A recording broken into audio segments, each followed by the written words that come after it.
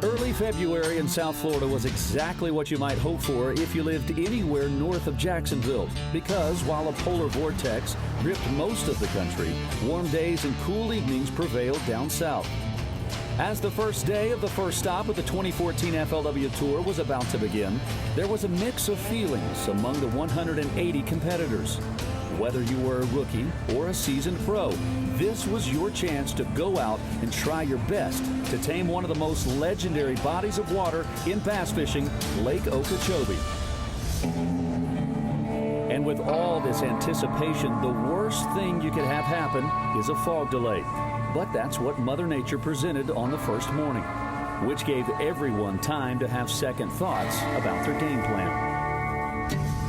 Professional bass fishermen like to develop a rhythm to their day, run to their best water first thing in the morning, get a 5 bass limit in the boat, and settle in on looking for a bigger fish to increase the size of their bag. But when you face a fog delay, none of that can happen. There's no starting rhythm. There's just the sitting and waiting. For Troy Hollowell, who was about to fish his first professional event at this level, the long wait gave him plenty of time to contemplate why he decided to become a pro in the first place. This is the first tournament of the year. We have fog for a rookie. Come on, man. That's just another test. Troy would find out soon enough if he could match his passion and drive to succeed with a limit of bass, as the fog cleared enough to begin and the field was sent off onto the water. They would bring back live wells filled with big Florida bass, and they would bring back answers to how well they had prepared for a tournament that could make their career. 5 bass limit.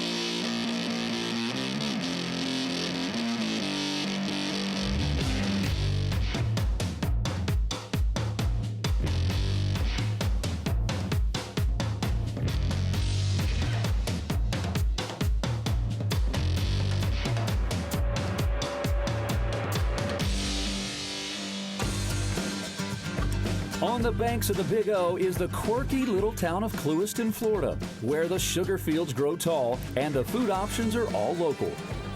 Perhaps the best-known landmark besides the lake itself is the Tiki Bar at Roland and Marianne Martin's Marina.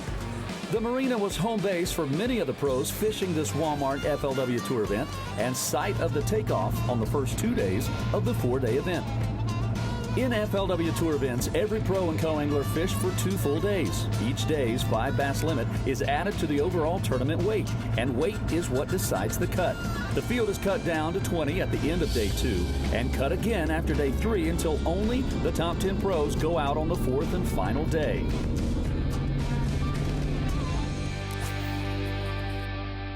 Oh, there was a giant that just swam by. I don't even know where she's going or coming from. Every season we see new blood come into the sport, new faces ready to take their shot at the next level and see if they can compete with the best. It's a risky proposition, and for Troy Hollowell, it's also a family decision. I've been dreaming about this for the last 15 years of my life, and I'm pretty fortunate. You know, I've gotten to live through my brother, this is his 3rd year on tour. You know, he pushed me really hard to do it. He was probably one of my biggest supporters. Hey, Joe, you fishing roadside this year, aren't you? Yeah, nice. Thank you. Yeah, we fished the last day at Chickamauga together. Yeah, we had a great time. I fished the tour last year as a co-angler and got to fish with people like Jay Ellis and Jim Moyna and Stacy King, and the best of the best. So the amount that I learned as a co-angler, I'm anxious to put that into practice here on the boater side. It was the guy that got me started into fishing. When I was in college, he took me to Lake Champlain, the first FLW Tour event. So I owe a lot to Kobe Krieger. Yeah, rookie season.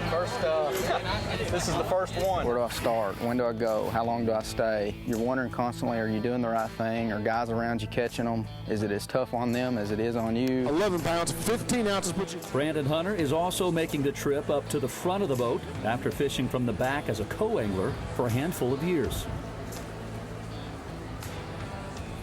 I'm not riding around in the back of the boat anymore. Everything's on my shoulders now. So we have so many guys out here that are rookies that want to make a go of it, and I'm one of those guys out here living the dream, as they call it. Life's not about working in a factory and giving up. It's about this. This is it. If I was a rookie and this was my first tournament of the year on Lake Okeechobee, my wheels in my head would be spinning, because this is a 30-mile bowl circle full of water. You talk about getting overwhelming for a rookie to go out there and be like looking in the ocean and seeing nothing but water. It's intimidating. That's the part of, the rookie year that's going to be the learning curve for me, is the decision making. You got the net? Dag nabbit, Bubba. God almighty, dude. Dadgummit. Talk about a rookie freaking mistake. That was a 5-pounder. We can't do that against guys like I'm fishing against. With Lake Okeechobee being the most unique lake in the country, it's stressful for guys for their first time. To kick off the year here, first tournament of their life, it's got to be a stressful thing. Shin's looking over here like, I hope that's not how the whole day's going to go. Just watching everybody else catch them. My first year, I can't let that part of it stay on my mind so much, because there's going to be days where I struggle and they catch them really good, and vice versa. I hope there's days where I really do good and those guys are coming to me for a little bit of info. You have to dig deep throughout the year. There's going to be struggles, and there's going to be times where you don't have fish, and you can choose to give up or you can choose to fight. Maybe I'm young and impatient. I'm just a little bit better. I lost a 5-pounder and had like a 9-pounder on bed. I ran out of time. It was lights out at the end. Like 8 pounds. 9 pounds, 2 ounces, 9.2 puts you 21-1. Great job, Brandon. It's a learning curve. That's what it's all about. I'm out here, I'm learning, and nobody ever sets the world on fire their first season. 8 pounds and 3 ounces. I got you at 18-13 overall, buddy. After 2 tough days of competition, neither Brandon or Troy made the weekend cut, but they gained valuable experience from competing head-to-head with the best anglers in America.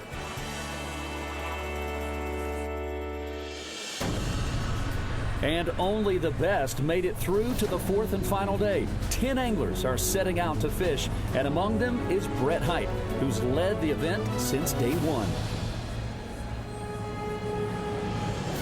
I've been fishing really clean. That's what you have to do to win one of these tournaments. Everything's got to go right. First day I caught 35 pounds, the biggest stringer I've ever caught in a tournament. The potential's out there. There's lots of real big ones.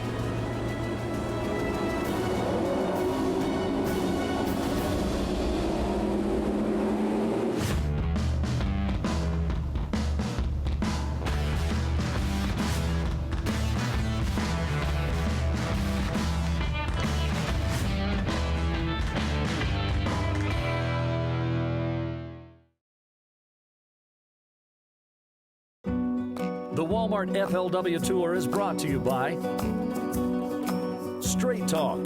Same phones, same networks, half the cost. Walmart. Save money, live better. Rayovac. Last as long and cost less. Folgers. The best part of waking up is Folgers in your cup. Experience more at evinrude.com. Kellogg's. From great starts come great things. Lake Okeechobee has a long history with the Walmart FLW Tour. Even with so much water that would typically scatter bass throughout the thick grass and reeds, the traditional hotspots of the lake, like Uncle Joe's Cut, the North Shore, and the Monkey Box, have always produced the better stringers. But over the years, some big names have found a variety of ways to claim a victory on the Big O.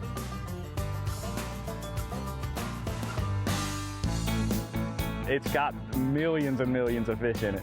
I mean, the ones we actually catch are just a small percentage of what live in this lake. And this is one of the only lakes in the country that if you're down 8 or 9 or 10 pounds, you can still win. The great thing about Lake Okeechobee is you never know what can happen. I remember in 2001, especially the last day, I had this one little old rock pile I'd been saving. I'd been saving it every day. I went by it. Last day of that morning, I stopped by there, and I don't know, 7 or 8 minutes, I had 17, 18, 19 pounds, something like that anyway. Growing up here on this lake, you know, you just dream about the day of just dominating here. And John Cox had me down. And I caught one of those really big bags the last day of the tournament.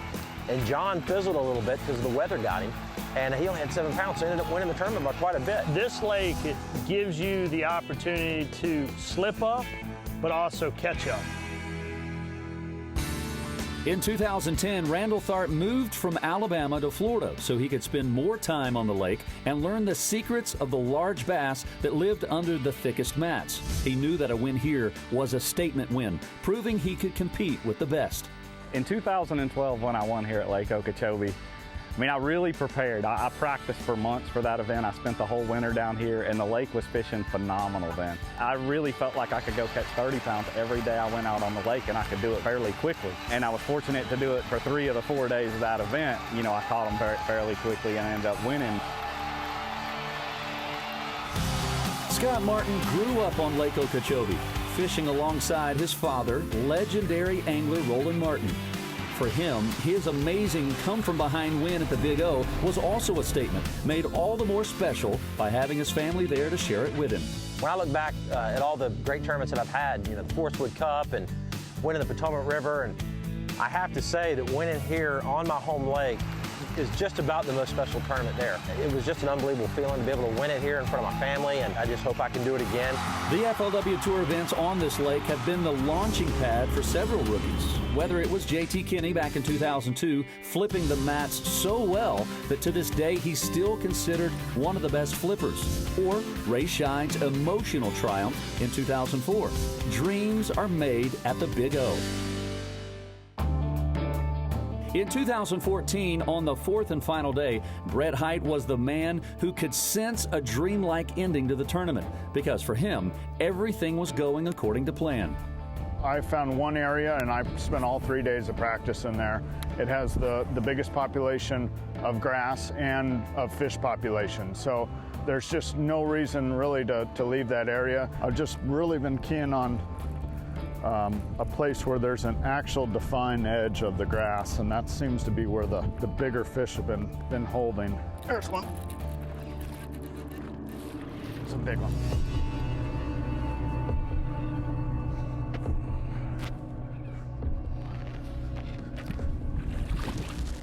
Oh, come on. Yeah! Wow! First one of the day, baby. Just came off in the net. Yeah, baby. I put a lot of pressure on myself. I mean, there's certain lakes, Lake Okeechobee's one of them, that I expect to be in the top 10. I expect to have a chance to win. And it's just that I feel like I understand these Okeechobee bass as good as anybody. I got an 1.5-ounce range sinker on here. I'm punching these heavy mats. They like to bury up in this stuff on this lake. It's hollow underneath there, so it's like a little house. Boom! Number 1, boys, and it's a pretty good one. Tharp's competitive nature comes out when he makes a top 10 cut, and he has a killer instinct if anyone ahead of him slips up. Greg Bohannon is also very competitive, and on this final morning, the Kellogg's Pro was sticking to his grassy area near Uncle Joe's cut. Well, this is what I call the python patch up here. I saw a python in this bunch of reeds yesterday. I promise you it was a python. I was easing through the reeds and it scared me to death. And I also flipped a 4-pounder in the center of it, so. That's the way to start with number 1 right there. Woo!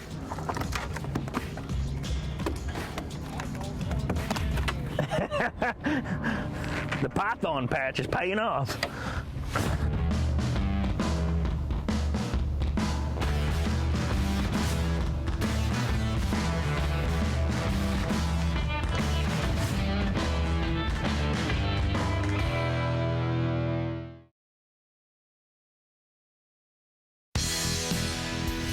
And then there were 10 men looking to find 5 big bass in their quest to win over $100,000. The 2014 Walmart FLW Tour on Lake Okeechobee was a showcase of angling talent, and on the final day, almost all the competitors were spread out along the north shore and western edges of the lake, searching the grass for a big bite. Underneath this Gossamer grass, there's rock. If I put my power poles down, you'd hear it. At 70 years old, Leon Williams is the oldest rookie to ever fish at the tour level. After spending a decade in the back of the boat as a co-angler, Leon is thrilled to be fishing from the front deck on the final day.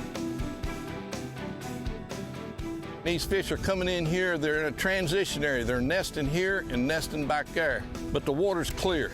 It's got to stay clear. I was worried with the wind blowing last night. If it's muddies, these fish will shut down. They will not bite.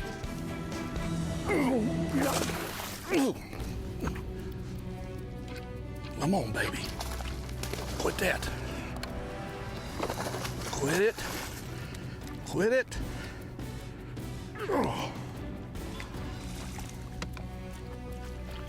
Oh, come on, come loose. Yeah. That's number 1. That's what's out here. I was very fortunate as a child. My dad always took me fishing. You know, we used to spend the summer afternoons on the Warrior River. The river runs out of Smith Lake in Alabama. Back when the buzz bait first come out. And those were some of the most incredible days that, you know, we'd go catch 6 and 7 pounders in July, 100 degrees boiling, and that water coming out of Smith Lake would be 65 degrees. And it would literally get a fog on the water. And those are my most pleasurable memories of fishing. Boom! Yesterday afternoon, late, I left that flat area back there and come to the inside hard edge. And I caught a 6-pounder and a 5-pounder for the last 15 minutes. And I've come out here just now, and the first reed hit I went to, I just caught that one. It could be on like Donkey Kong. Matt Heron was the only angler fishing down in South Bay, and his decision to fish away from the rest of the field could prove to be a good one before the day is over. While James Watson decided his best bet would be to not focus on hard bottom, but target a specific type of grass.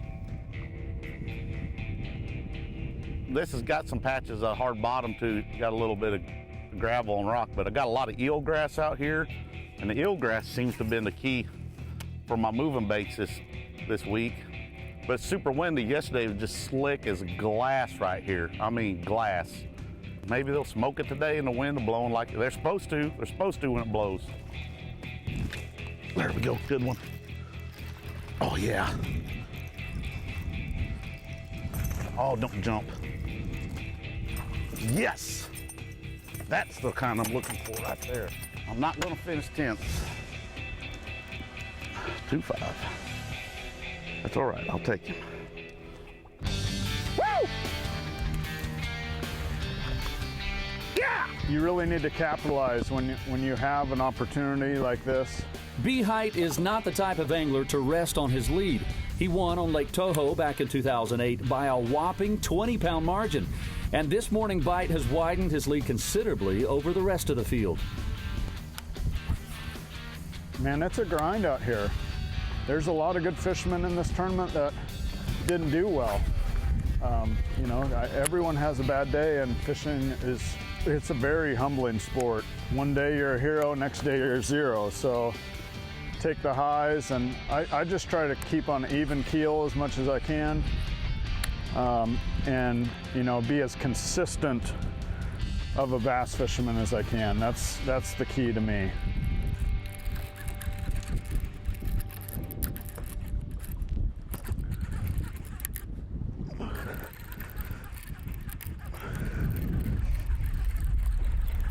Oh, stay on.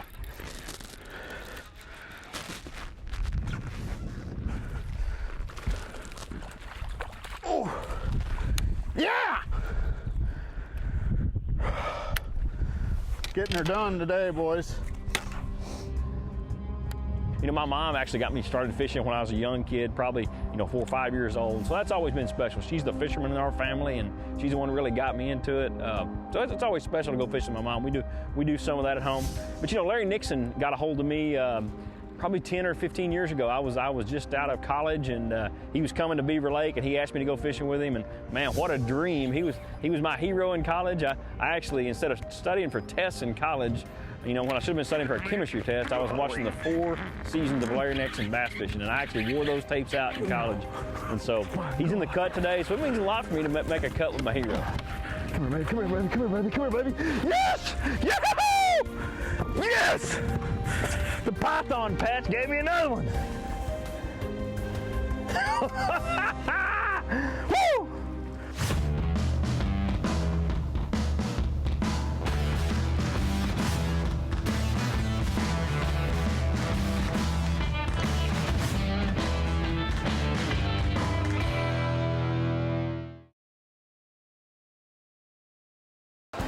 Ranger Evan Root Pro, Brett Height, Phoenix, Arizona, has 5 bass today.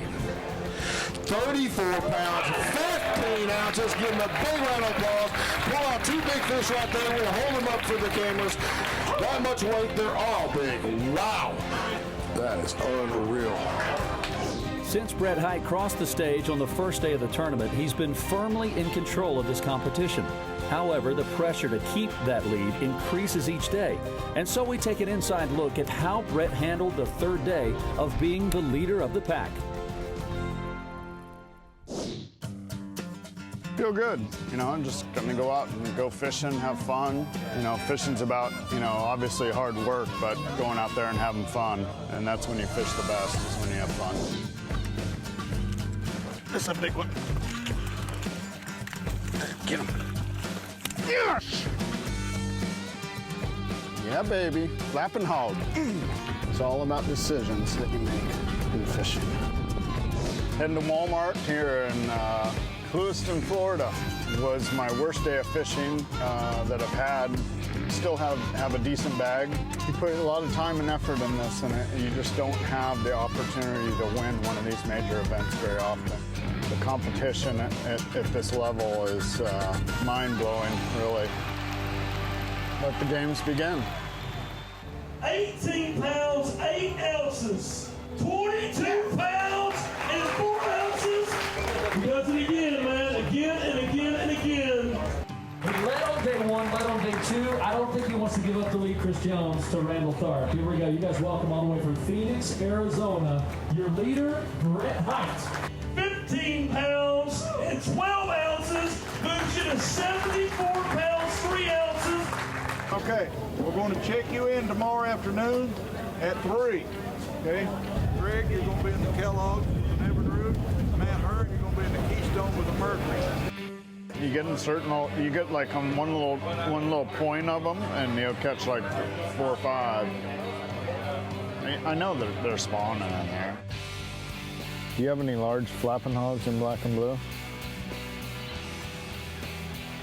Sweet. Late at night, just got done with dinner. Been doing this for 7 or 8 days straight. Tonight, when there's nothing going on, you just kind of sit out here and think about all your stuff and tie up and think about how the day went and what you're looking forward to tomorrow. And I always try to get a game plan,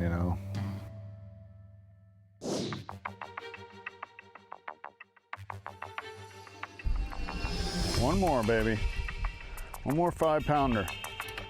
Or an 8 or a 10. I haven't caught a 10-pounder this week. Brett spent all his time at Bird Island, fishing the western side and targeting the mid-depth grass line. He mixed in vibrating jigs along with small crankbaits to trigger reaction strikes like this 5th keeper of the day.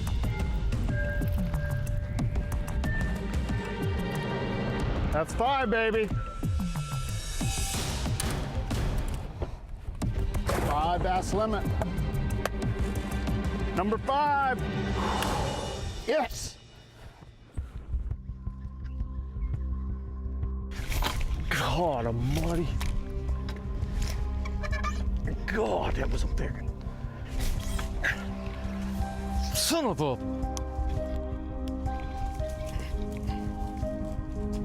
It's often said that athletes remember their big losses better than their big wins. And that's how it's been so far today for Matt Herron. He's always had problems in Florida after a cold front, and the same thing is happening today. I hate messing with these fish in Florida. On a cold front, my gracious, I hate messing with them. I can't believe I've executed so poorly. But I've been there, done that, seen this down here before. Meanwhile, James Watson had put 5 bass in the boat, but knew they weren't the size he needed to contend. Need to crash into a good one here this morning to get a bonus good fish. There he is. Ah! Oh! Oh! Ah! Are you kidding me? Oh! Oh, I can't have that happen. With so much on the line and such a small margin for error, missing a big fish can be devastating.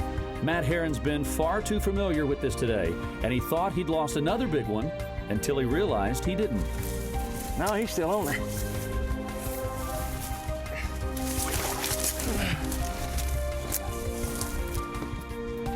Look what I got.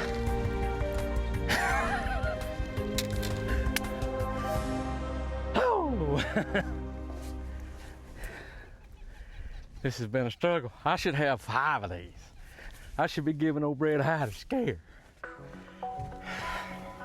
So we started off this morning, you know, with this overcast. Seems like the fish haven't really been too active. We started off throwing some chatterbaits and spinnerbaits, and you know, we've now caught our limit. Caught a couple nice ones, caught about a 4 and a 3. So, you know, when the sun moves up, they start moving in these isolated reeds. This is a real easy target to hit, you know, because here we are out in the middle of this flat. There's a lot of grass out there, but no real structure. You know, when a fish comes up, this is a perfect place for it to move up, and they're so isolated that it's easy to target. You know, it's taking all the guesswork out. Here it comes. Yes! All right, there's a nice bass. Look at that, nice 4-pounder or so. Like Cody Meyer, the early part of day 4 was kind to Greg Bohannon. He was utilizing a Gambler Big Easy along the west wall where the fish were moving up to spawn. You know, this place has got so many fish in it. They decide to bite, they'll all go to bite at the same time. A lot of times, there are a whole bunch of them. It's just, you just got to capitalize on those little biting windows on these cold front days.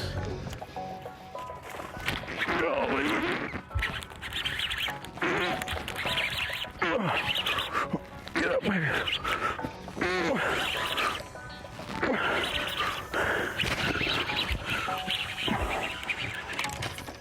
Get in the boat! Woo! Yes! Woo! Man, she's hooked good till she wasn't coming off. That's a good way to call a 1.5-pounder.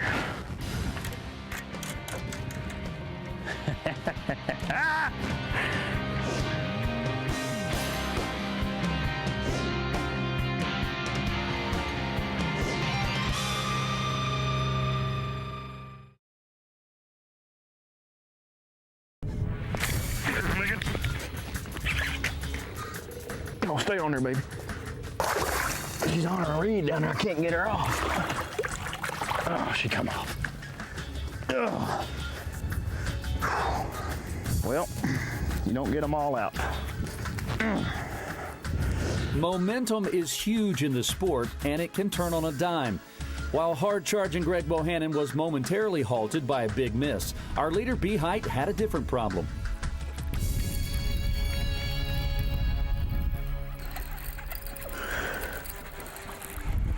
No, he ain't gonna help. Man, I thought that was a big one. Since catching his limit fish, our leader has caught a number of fish, but none in upgrade over what he already has in his live well. And so his search for a kicker bass goes on.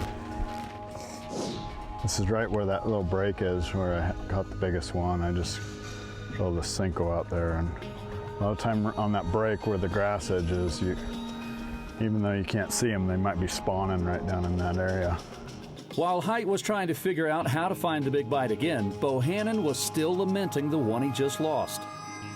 you never can tell how big that fish was. I just had her for a second. I hopped the bait and she hit it when it was falling. She just knocked slack in my line like a big one does. But despite that setback, he knew he was fortunate to be fishing such a productive area.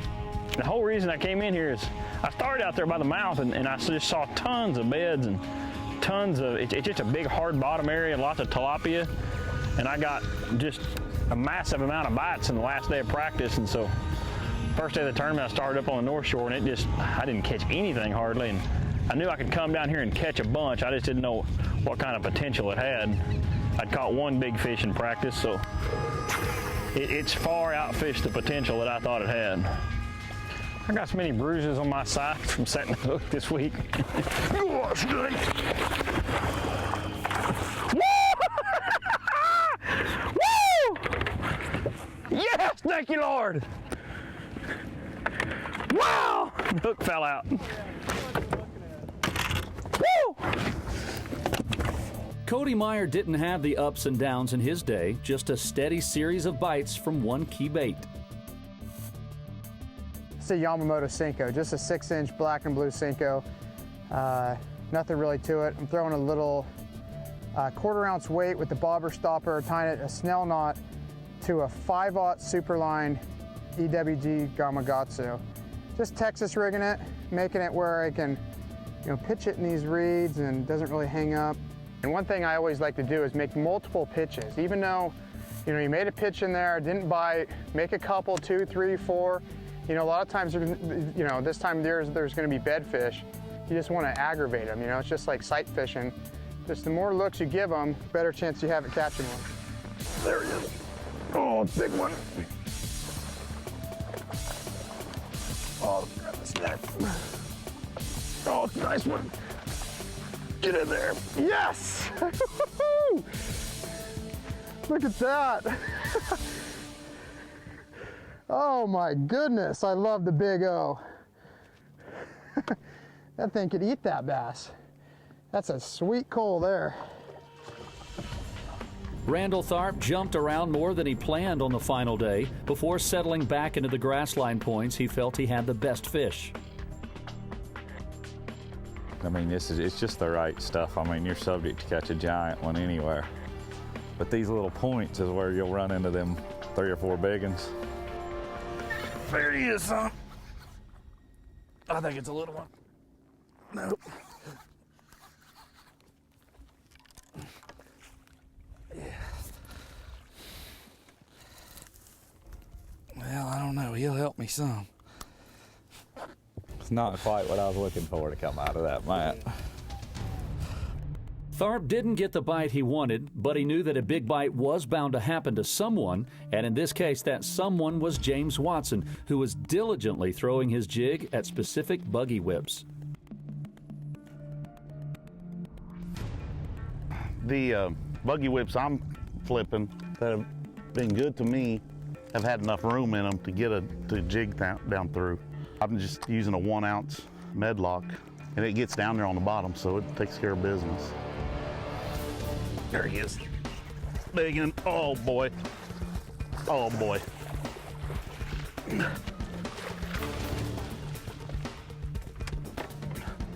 Lord have mercy on my soul. Whoa! Gorilla time, son. Tharp catches cobras, I catch gorillas. Back in the game. Back in the game.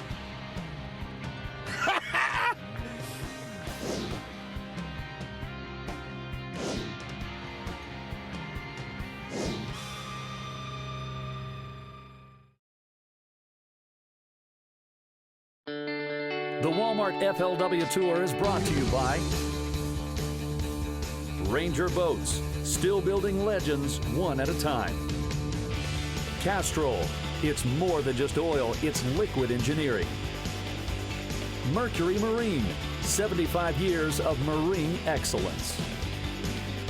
Find, navigate, dominate with Lowrance. Motor Guide, introducing the new XI5 and Pinpoint GPS. Chevy. Brought to you by the all-new 2014 Chevy Silverado. Watch this, Cole. Look out now. Wow, what a bass.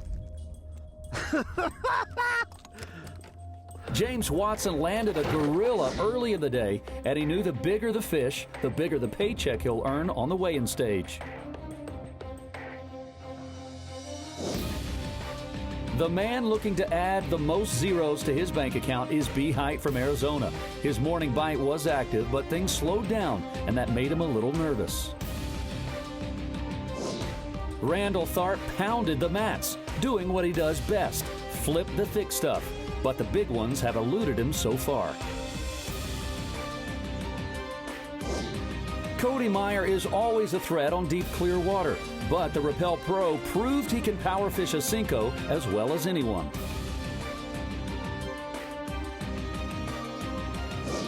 I'm scared I'm going to wake up here in a minute. You don't get to experience days like this very often.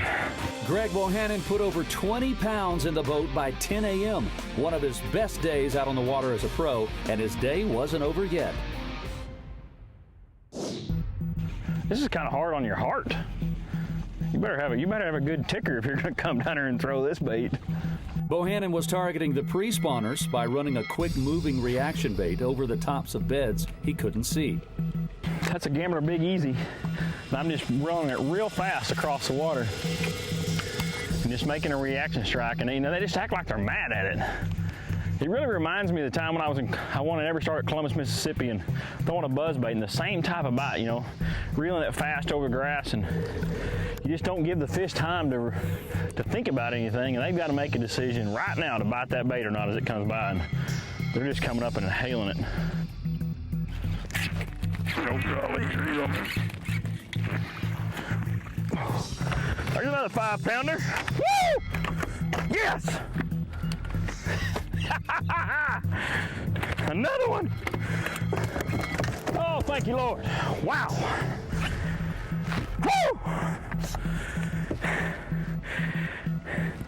Woo! We may have a chance to make it interesting. I don't know. Oh, man. James Watson started out with moving baits, but once the sun came out, so did his flipping stick.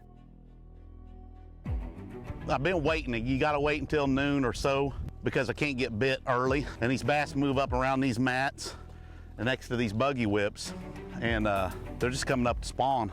You just got to flip your jig where you can get through all the grass. And if you're fortunate enough to get it on one's bed or one that's fixing the bed, they'll eat it. Biggin.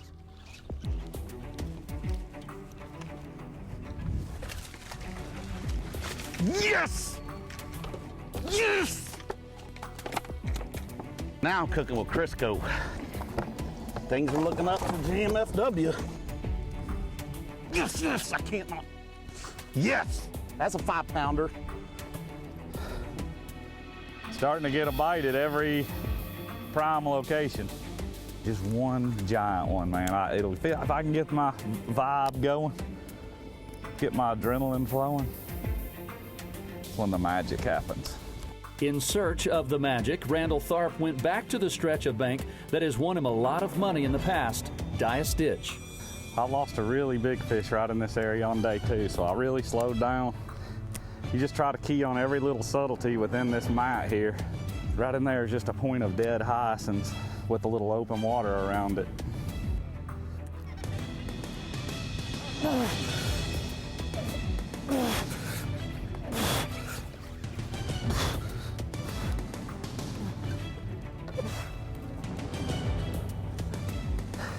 Yeah! Whoa!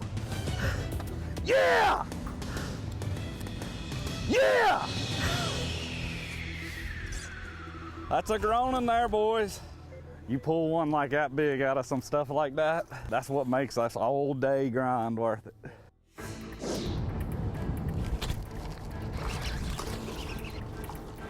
That's a color. Oh, how quick things can change. Late in the day, James Watson got hot and cold up past the 80-pound mark. When you're fishing good, you're fishing good, and you feel bulletproof. I feel bulletproof. I've felt bulletproof now for a year. Big one, big one. Come on. Oh, I thought he's bigger than that, but I'll take him. Another 3-pounder. Yes. BOHAN doesn't know how anyone else's day on the water is going, and while he has a decent limit, it's nowhere near what he caught on days 1 and 2 of the tournament. But he's extremely calm because he believes he sealed the win when he landed his 5th fish this morning. You know, I really haven't been nervous or rattled much at all this week. I've been fishing really calm. After you make a couple of the right decisions, then in your head, you start figuring that you know you're making the right decisions. Whatever comes to my head, that's what I go and do. I know there's some good ones down this stretch. If I can capitalize on one more good one, I'm gonna be feeling really good.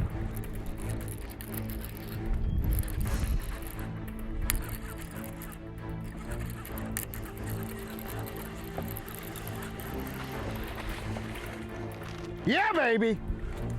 Woo! That's a good one.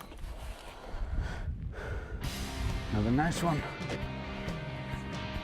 Getting her done.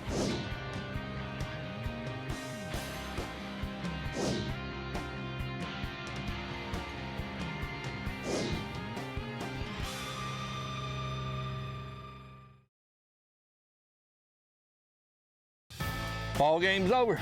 That's that. Let's go get her done. I told my son last night, I said, son, when you and Mom say your prayer tonight, you can pray for some big fish if you want to. I believe that's what made us have a good day. A professional bass fisherman has only his own efforts to judge himself against throughout the day. At the end of the day, it's the weigh-in scales that will judge just who walks away a champion. Are you ready for this thing? Make some noise, Clewiston, Florida! Gathered at the tank, nerves start to build, and the crowd gets excited to see what bass these men have brought back from the Big O. Wow, 5 bass limits! In a day filled with big fish, James Watson and Cody Myers were 2 standouts. 23 pounds and 3 ounces for the California kid, Cody Meyer. But the big move came from Greg BOHAN, who started the day in 5th place. You have a limit? I do have a limit. 4 and 5. 23 pounds and 7 ounces moves you all the way up to 82 pounds and 8 ounces, Greg. You're the new king of the hill. All right, man, the stage is set. Let's do this. Started on day 1 in the lead, day 2 in the lead, day 3 in the lead. Can he wrap it up and seal the deal wire to wire? From Phoenix, Arizona, looking for his 2nd FLW Tour victory, Ranger Avenue Pro, Brett Height.